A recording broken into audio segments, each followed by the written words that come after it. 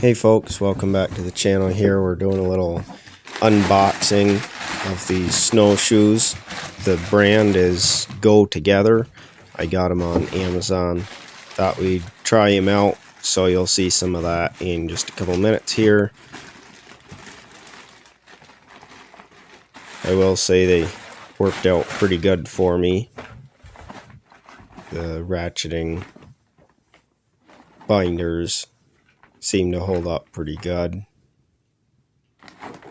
They do come with this carrying case, which I don't use that, but I think it could be convenient for some folks.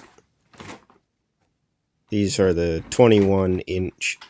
They seem to work well for me. They go up to 150 pounds, and I'm under that, so they're well suited for what I needed. We've got knee-deep snow, and they work quite well.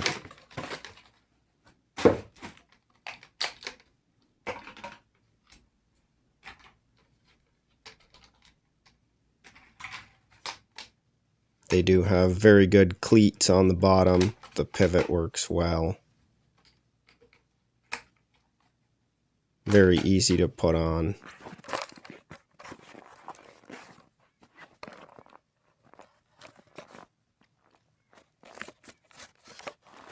Able to step right into them, throw the two bindings over the front, and then cinch up the back. Easy to do when it's cold out.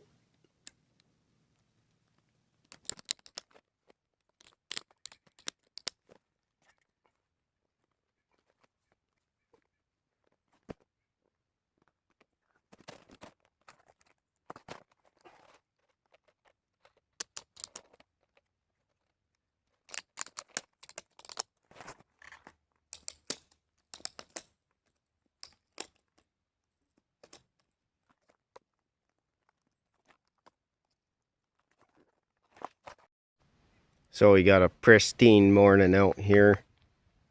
It's dead quiet. It's cold. Very cold. But anyway, we got our sapline, reel of sapline here. And we're just going to start from up in the top here and work our way down through. If you saw my short from the other day about reworking saplines, that's what we're doing. This is a little bit longer one on reworking saplines and this fancy footwear we got here this morning.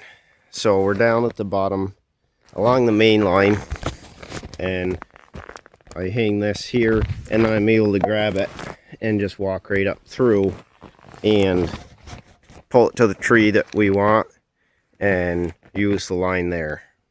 How cold can a phone battery get before it starts doing permanent damage?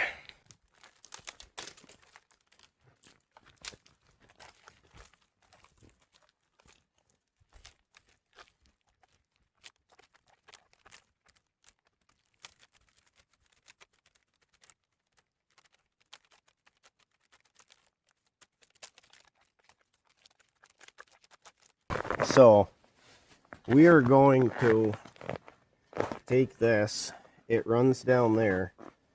We're going to take this line off the tee, swing that over here, and we've got our fresh line that runs down to the main line. We're going to put it on the other side of this tee. Those trees downstream of this are going to have their own laterals run from them to the main line. So I can reuse this tee if I'm careful. The way I do that is snip it just shy. You can see perhaps the tee down in there, and then I can use this, the tip of this blade, and go. If I get on the bottom here, probably I should get you folks closer. All right, we'll try that. And I can, when I come to a barb, I gotta lift that, go back down in, lift it again, and then pop it right there. We got a stubborn one today.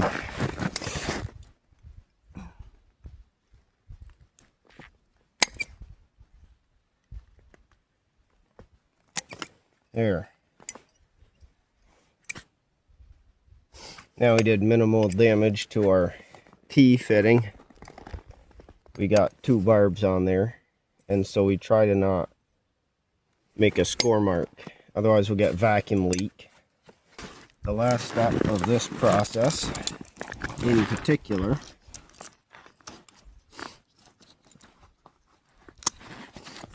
is to clamp that in there.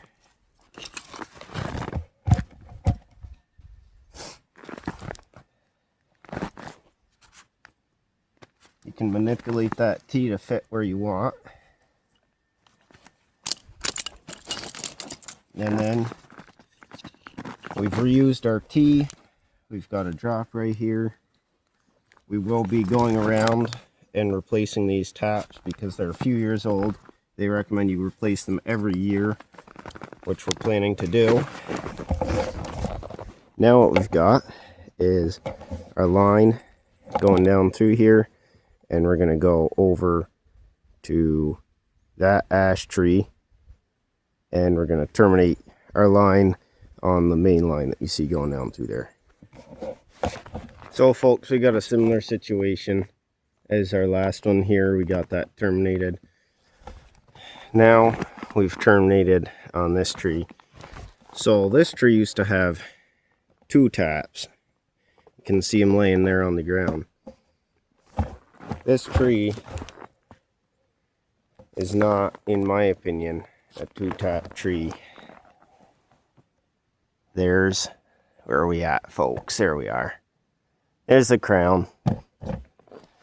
Nothing spectacular, just about right. So we are going to eliminate this one. We're going to reuse our T. We're going to nip that off. Get it where you folks can see. And we're going to do another one. I find these work best if you flip that T upside down. Have your spout keeper pointing down. You rest this part here against the end there so you have leverage.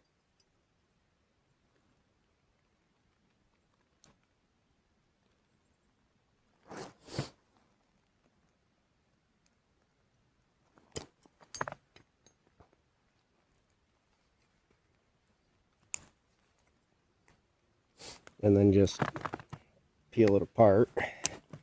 That one was quite successful.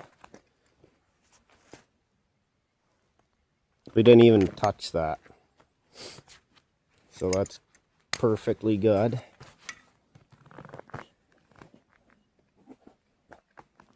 And as before,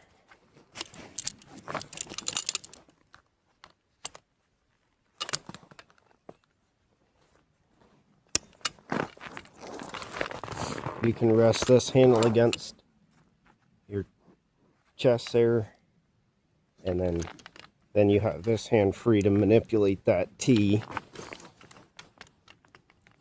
to where it wants to go right in there. And there you have it.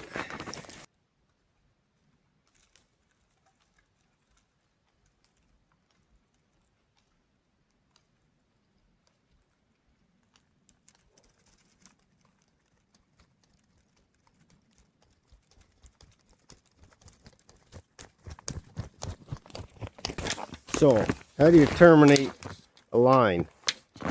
You got to find the point on the main line where the lateral crosses, where it's pretty much perpendicular. Then you want to mark that spot, grab a little extra. Get your 2-hand tool up here. You're going to want a 2-hand for most things, but the 1-hand is really handy for some things. You're able to split the line with this, open it up. It's got this thing to widen those. Now we're going to grab one of these fittings with a hook on it. So that hooks on the main line on the wire that holds the main line. Insert here.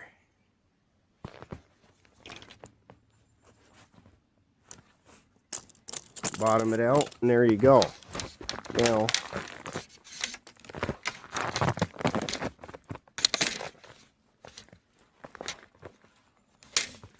throw that on there.